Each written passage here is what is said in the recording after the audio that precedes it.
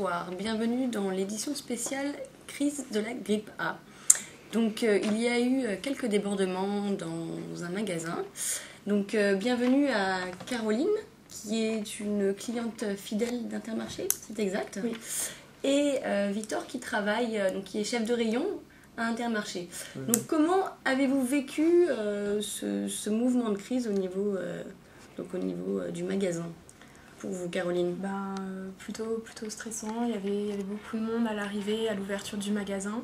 Et très rapidement, il y a eu un manque de produits, et ce qui a stressé un petit peu tout le monde. Et certaines personnes ont eu des réactions excessives. Et de la violence un petit peu? Ouais, enfin, oui.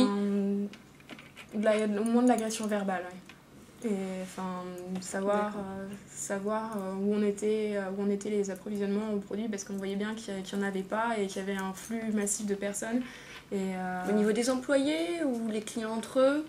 Peut-être par rapport aux produits de première nécessité qui manquaient? Un peu les deux. Au début, c'était plus des questions par rapport aux employés, et comme il n'y avait peut-être pas nécessairement la réponse, les gens sont devenus de plus en plus insistants, et les derniers produits sur les rayons, c'est vrai que là, ça partait...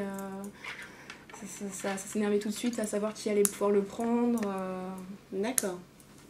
Très bien. Et vous, Victor, comment avez-vous vécu ceci au niveau de l'organisation du magasin? On a bien préparé les fonctionnaires pour ce type de situation. Mais c'est vrai qu'il avait manqué beaucoup de produits, des premières nécessités.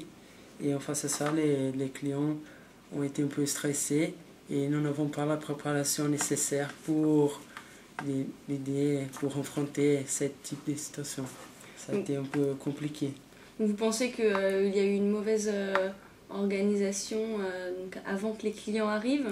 Non, parce au niveau du magasin ou plutôt au niveau des approvisionnements? Parce qu'on a essayé de renseigner les clients de la meilleure façon possible face à ça.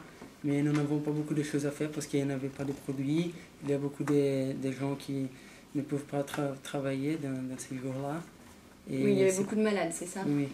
Notre personnel était malade, et à cause de ça, nous n'avons pas pu faire beaucoup de choses. Et vous, Caroline, vous pensez avoir été bien renseignée? Est-ce que vous pensez qu'avec une meilleure information, vous auriez peut-être été moins paniquée? Il aurait fallu vraiment une meilleure information dès le début. Longtemps avant? Ouais, pour canaliser. Enfin, c'est vrai que la grippe, elle arrive comme ça, et elle prévient pas nécessairement, mais tout le monde était paniqué. Enfin, dès le début, avant même l'ouverture, on était très nombreux sur le parking, et avant l'ouverture des portes du magasin. D'accord. Après, le mouvement de panique a commencé avant même de rentrer dans le magasin, c'est ça que... Oui, c'est vraiment à l'ouverture, ça se précipitait comme le début des soldes. C'était tout le monde veut avoir son produit, et puis après de voir qu'il n'y en avait pas, et quelque part on avait l'impression de ne pas avoir de réponse, et de voir les gens stressés à côté, ça monte aussi sur nous, et donc il a fallu peut-être plus d'informations, plus de produits aussi. Oui. Et vous, Victor, vous pensez que vous avez été au niveau de l'information, vous avez été voir les clients le jour même? Oui, on a essayé plusieurs fois de parler avec les clients, de renseigner, d'expliquer toute la situation. Le jour même, vraiment le jour même? Le jour même, mais quand même, ça a été difficile de contrôler, parce qu'il y a beaucoup de gens qui n'avaient pas parlé avec nous. Oui.